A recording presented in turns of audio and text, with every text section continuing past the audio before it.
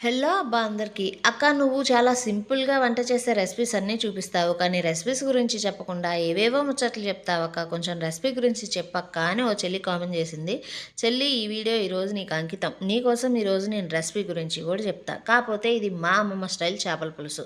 ముందుగా ఫిష్ ముక్కలన్నిటిని నీట్‌గా కడిగి పెట్టుకున్న తర్వాత ఉప్పు, కారం, పసుపు, అల్లం వెల్లుల్లి పేస్ట్, జీలకర్ర పొడి, ధనియాల పొడి, గరం మసాలా, ఫిష్ మసాలా, నూనె, టమోటా, ఉల్లిపాయ, పచ్చిమిర్చి ముక్కలుగా కూడా వేసుకుంటా. నాకు కొంచెం పులుసు ఎక్కువ కావాలా, అందుకనే గ్రేవీ కూడా చేసుకుంటా.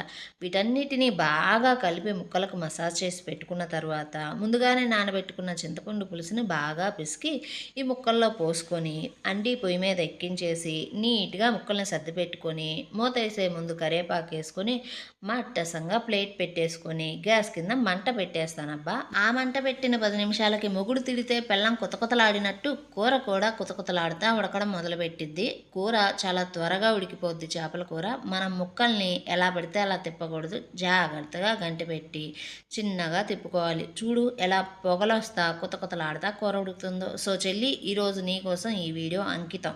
అన్నట్టు చేపల పులుసు ఎలా ఉందో మర్చిపోకుండా సబ్స్క్రైబ్ చేసి లైక్ చేసి ఒక కామెంట్ రాయండి అబ్బా.